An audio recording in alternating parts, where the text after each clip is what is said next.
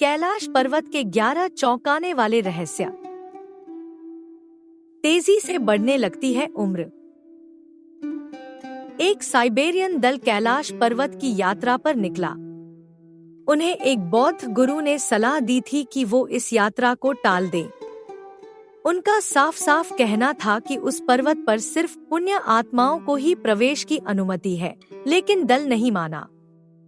अब इसका परिणाम क्या निकला, ये भी सुन लीजिए।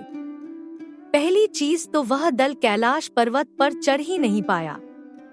वह सिर्फ एक निश्चित बिंदु तक ही पहुंच सका और दूसरी चीज, उन्हें कैलाश पर्वत के पास पहुंचने के बाद बड़े अजीबोगरीब अनुभव होने लगे। उनके बाल और नाखून तेजी से बढ़ने लगे। उनके चेहरे पर झुर्रियां आ गईं। मतलब बुढ़ापा तेजी से आने लगा। कैलाश पर्वत के पास पहुंचने वालों का ये अनुभव रहा है कि वहां समय बहुत तेजी से बीतता है।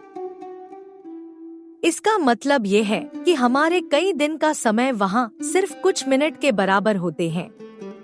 यहाँ एक दिन 3 से 4 हफ्तों के बराबर होता है।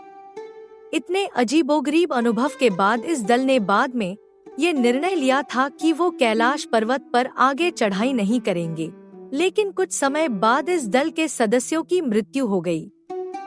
इसके ऊपर पहुंचने की कोशिश करने वालों का अनुभव था कि पर्वत के पास पहुंचते ही कठिनाइयां शुरू हो गईं। तेज हवा चलने लगी, तूफान आने लगा और उन्हें काफी थकान महसूस होने लगी। उन्हें ऐसा लगा कि कोई आगे बढ़ने से रोक रहा है। कोई ऐसी शक्ति है जो हमें आगे नहीं जाने दे रही है। इसी तरह एक रशियन दल ने भी इस पर्वत पर चढ़ने की कोशिश की, लेकिन कामयाब नहीं हो सका। एक रूसी पर्वतारोही ने बताया कि जब वो पर्वत के करीब थे तभी अचानक उनका दिल तेजी से धड़कने लगा। उन्हें कमजोरी महसूस होने लगी और उनके मन में यह विचार आया कि उन्हें यहाँ से लौट जाना चाहिए। जैसे जैसे वो नीचे पहुँचते गए, उनकी स्थिति सामान्य होने लगी। पर्वतारोही भूल जाते हैं अपना रास्ता। कैलाश पर्वत की ऊंचाई सिर्फ 21,778 फीट ही है, जबकि माउंट एवरेस्ट की ऊंचाई 29,035 फीट है। ऊंचाई के हिसाब से देखा जाए तो कैलाश पर्वत पर चढ़ाई आसान होना चाहिए, लेकिन ऐसा नहीं है। माउंट एवरेस्ट पर चढ़ने वालों की संख्या तो अनगिनत है, लेकिन कैलाश पर्वत पर कोई चढ़ाई नहीं कर सका है। वैज्ञानिकों का कहना है कि इसका आकार पिरामिड की तरह है। वह यह भी कहते हैं कि यह एक मानव निर्मित पिरामिड है और 100 से अधिक पिरामिडों से घिरा हुआ है। इस पर्वत की संरचना इतनी जटिल है कि कोई चाहकर भी इस पर चढ़ाई नहीं कर सकता है। इसकी चढ़ाई बिल्कुल सीधी है, इसलिए बहुत मुश्किलों से भरी है। देखा जाए तो चारों तरफ से पर्वत पर चढ़ने का कोई रास्ता ही नहीं है। ऐसा कहा जाता है कि इस पर्वत के पास पहुंचते ही घड़ी भी बंद हो जाती है। यह पर्वत अपनी स्थिति बदलता रहता है। ऊपर की ओर बढ़ने पर दिशा भ्रम होने लगता है और पर्वतारोही अपना रास्ता भूल जाते हैं। आध्यात्मिक ऊर्जा का प्रवाह। कैलाश पर्वत को भगवान शिव और माता पार्वती का निवास स्थान माना जाता है। यही वजह है कि आध्यात्मिक पथ पर आगे बढ़ने के इच्छुक व्यक्तियों के लिए ये पवित्र और दुर्लभ स्थल है। कई श्रद्धालु भोलेनाथ के दर्शन करने के उद्देश्य से भी कैलाश मानसरोवर की यात्रा करते हैं। हालांकि शिव जी को सिर्फ वही देख पाता है जो उनका सच्चा भक्त हो, लेकिन यहाँ पहुँचने वालों को दैवीय अनुभूति जरूर होती है। उनका मन शांति और भक्ति से भर जाता है। पौराणिक कथाओं के अनुसार कैलाश मानसरोवर पर पहुंचने वालों को तब तक भोलेनाथ के दर्शन नहीं होंगे जब तक उनके अंदर दिव्य दृष्टि नहीं उत्पन्न हुई हो, और यह दृष्टि सिर्फ भोलेनाथ के सच्चे भक्त को ही मिलती है। कैलाश पर्वत सिर्फ हिंदू धर्म ही नहीं, बल्कि जैन धर्म, बौद्ध धर्म के लिए भी पवित्र स्थल है। अलग अलग कारणों से उनकी आस्था इस पर्वत से जुड़ी हुई है।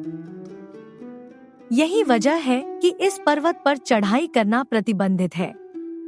ऐसा भी माना जाता है कि कैलाश पर्वत पर चढ़ने से देवता नाराज होते हैं। तिब्बत के धर्म गुरुओं के अनुसार कैलाश पर्वत के चारों ओर अलौकिक ऊर्जा का प्रवाह होता रहता है। यहाँ सिर्फ पुण्य आत्माएं भ्रमण और निवास कर सकती हैं। ओम और स्वास्तिक की आकृति। जैसे ही सूर्य की पहली किरण कैलाश पर्वत पर पड़ती है, इस पर स्वास्तिक की विशाल आकृति बन जाती है। यह चिन्ह अध्यात्म और शुभता से जुड़ा हुआ प्रतीक है। सूर्य की किरणों के स्पर्श करते ही यह पर्वत सोने की तरह दमकने लगता है। यहाँ एक अलग ही आभा और ऊर्जा का अनुभव होता है। इसके अलावा पर्वत पर ओम की आकृति भी बनती है। बताया जाता है कि यहाँ चोटी पर जो बर्फ गिरती है, वह स्वतः ही ओम का आकार ले लेती है। ये चमत्कार नहीं है तो और क्या है। ये प्रतीक भी इस बात की घोषणा करते हैं कि यह कोई सामान्य पर्वत नहीं है, बल्कि एक दैवीय स्थल है। पृथ्वी और स्वर्ग के बीच की सीढ़ी। ऐसा माना गया है कि कैलाश पर्वत पृथ्वी और स्वर्ग के बीच की एक सीढ़ी है। इसके चार मुख चारों दिशाओं का प्रतिनिधित्व करते हैं। एक कथा के अनुसार युद्ध में विजय होने के बाद पांडव और द्रौपदी मोक्ष की तलाश में इस पर्वत की यात्रा पर निकले थे। उनका स्वर्गारोहण यहीं से होना था। उन सभी ने सोचा था कि वो अपने शरीर के साथ स्वर्ग पहुंचेंगे, लेकिन ऐसा नहीं हुआ। रास्ते में एक एक करके सभी की मृत्यु हो गई और सिर्फ युधिष्ठिर ही बचे। पांडवों ने इस यात्रा को आसान मान रखा था, लेकिन उनके लिए भी ये यात्रा मुश्किलों से भरी हुई थी। यात्रा के दौरान पांडवों में से जब कोई लड़खड़ा कर गिर जाता और उसके प्राण जाने को होते, तब युधिष्ठिर उन्हें बताते कि उन्होंने कौन सा पाप किया था। सुनाई देती है डमरू और ओम की आवाज। कैलाश पर्वत का एक रहस्य ये भी है कि इस पर जमी बर्फ की परत कभी नहीं पिघलती है। तापमान अधिक होने के बाद भी यह पर्वत हमेशा बर्फ से ढका रहता है। यह घटना भी श्रद्धालुओं के मन में एक जिज्ञासा उत्पन्न करती है, उनकी आस्था को और बढ़ाती है। उनके अंदर इस पर्वत के विशेष होने का बोध स्वयं जाग जाता है। कैलाश पर्वत या मानसरोवर झील के समीप जाने पर एक ध्वनि निरंतर सुनाई देती है। यह ध्वनि ओम और डमरू के आवाज जैसी होती है। इसके अलावा यह भी दावा किया गया है कि कैलाश पर्वत के ऊपर 7 तरह के प्रकाश चमकते हैं। कई लोगों ने इसके करीब पहुंचने पर पर्वत के ऊपर लाइट चमकती हुई देखी है। हिम मानव कर रहा है रक्षा। जिन पर्वतारोहियों ने कैलाश पर्वत पर चढ़ने की कोशिश की थी, उनमें से कुछ ने बताया कि उन्होंने यहाँ एक विशाल मानव को देखा था, जो देखने में यति लग रहा था। ऐसा माना जाता है कि यति कैलाश पर्वत की रक्षा कर रहे हैं। 1951 में जब एक विदेशी पर्वतारोही अपने दल के साथ नेपाल की पहाड़ियों पर चढ़ाई करने गए थे, तब उन्होंने यति के पैरों के निशान देखने का दावा किया था।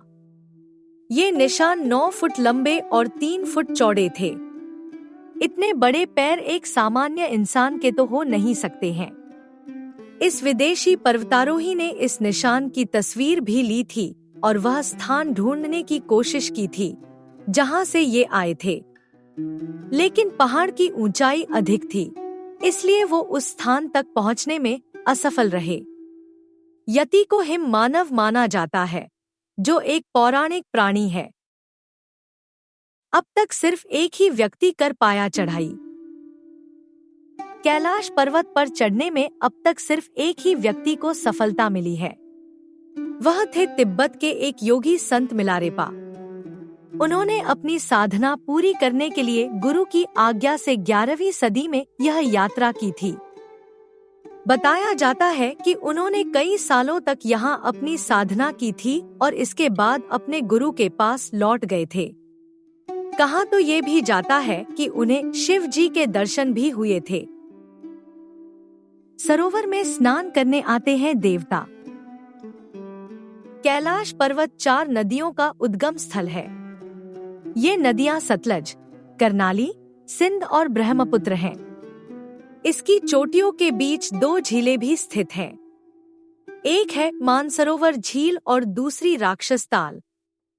एक झील में जहां शुद्ध पानी है, वहीं दूसरे में खारा जल है। खास बात यह भी है कि मानसरोवर झील का आकार सूर्य की तरह है, जबकि राक्षस ताल का आकार चंद्रमा की तरह है।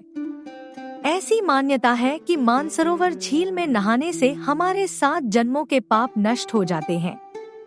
ब्रह्मा मुहूर्त में इस झील में स्नान के लिए स्वयं देवता भी आते हैं।